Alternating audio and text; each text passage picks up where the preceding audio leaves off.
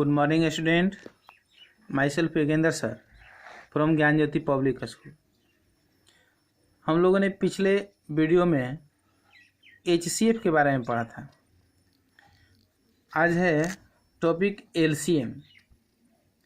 LCM का full form होता है लिस्ट कॉमन मल्टीपल। लिस्ट का अर्थ होता है कम से कम और LCM का अर्थ होता है लघुत्तम समापवर्तक। करे the LCM of A group of number is the list of their common multiple. करे कि एक ऐसा समूह LCM का जिसमें कम से कम उसका गुणांक उभयनिष्ठ गुणांक प्राप्त हो। जैसे एग्जाम्पल लिया गया है, find the LCM of 12 and 16, जिसको सोल्यूशन किया गया है। यहाँ फैक्टराइजेशन किया गया है। फैक्टराइजेशन है 12 का किया गया है, 2 का किया गया है 6 टाइम, और फिर 6 को किया गया है 2 से 3 टाइम में, और 3 को किया गया है 1 बार में। उसी तरह यहाँ 16 को किया गया है 2 से फर्स्ट, फिर 8 आया है, फिर 2 से किया तो 4 को 2 से किया गया तो 2, और 2 को 1 से किया है। जिसका यहाँ फैक्टर लिखा गया है 12 का 2 × 2 × 3 × 1, और 16 का है 2 × 2 × 2 × 2 × 1। अर्थात 1 सभी में रहता है, कोई भी नंबर है उसका उभयनिष्ठ गुणनखंड 1 हमेशा होता है।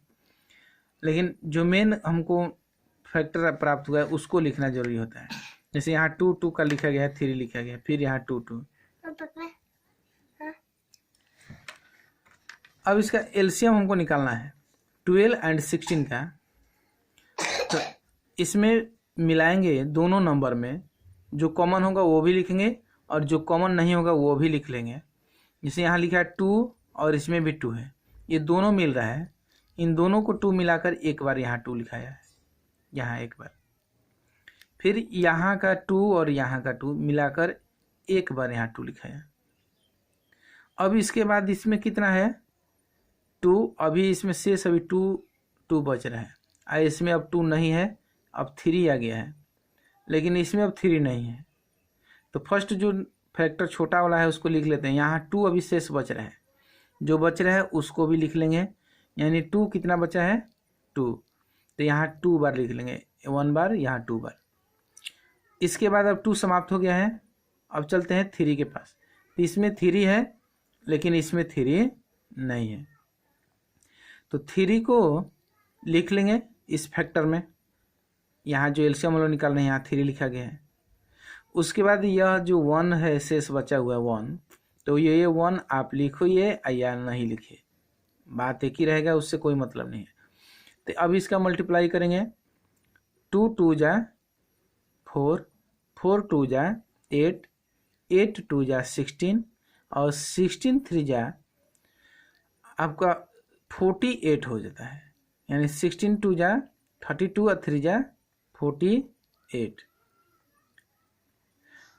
जिसका हम लोग का लास्ट LCM कॉमन जो निकला, कॉमन मल्टीपल गुणांक जो आया हम लोग का, ये 48 हुआ। कम से कम मल्टीपल का अर्थ यह है कि इस 12 का भी मल्टीपल लिख लेंगे और 16 का मल्टीपल लिखेंगे, दोनों में मिलाएंगे। जो सबसे पहले मिलेगा वही उसका LCM हो जाता है। गुणा करके भी हम निकाल सकते हैं। जैसे निकालते हैं, देखिए जैसे 12 का लिखेंगे तो यहाँ 12 यानी 12,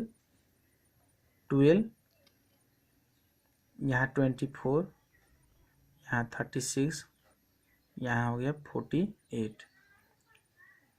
अब इसके बाद आएगा 60। अब यहाँ 16 का लिखते हैं तो 16 ये हो गया, ये 16। उसके बाद ये हो गया 32, ये हो गया 48।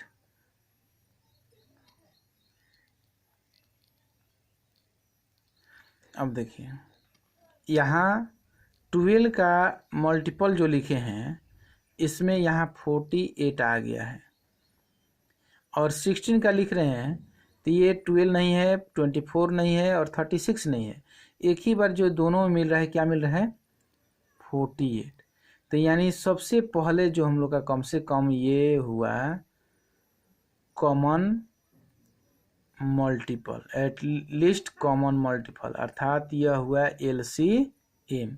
एलसीएम का अर्थ यह है कि जो दोनों का गुणांक में सबसे पहले आए, जो दोनों में शामिल हो, वही उसका एलसीएम हो जाता है।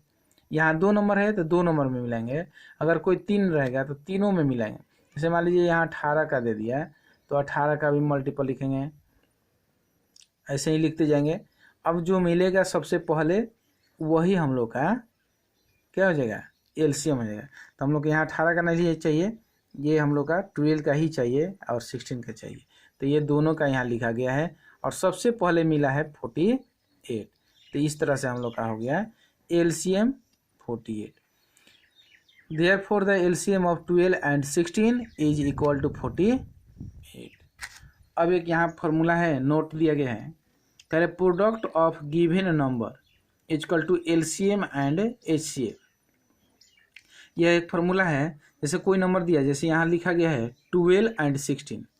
12 एंड 16 का मल्टीपल जितना आएगा उसके इक्वल में एचसीएफ इसका जो होगा दोनों का, एचसीएफ और एलसीएम, उन दोनों का गुणा करेंगे, वो दोनों इक्वल होना चाहिए। यानी इसका गुणांक बराबर एलसीएम गुणे एचसीएफ, दोनों बराबर होगा।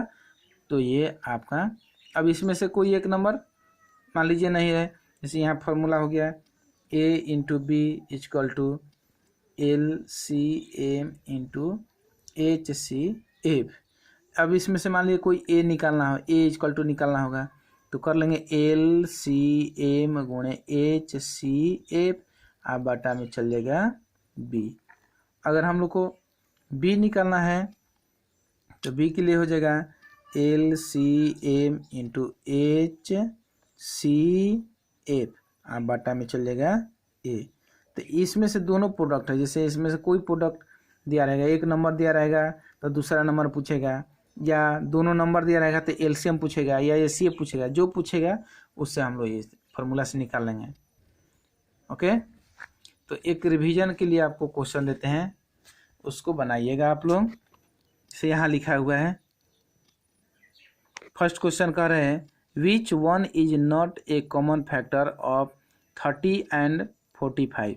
अब इसको हल करिएगा, ये जितना पूरा 1 2 3 4 7 तक क्वेश्चन है, जो बनेगा बनाइएगा, समझ में आएगा।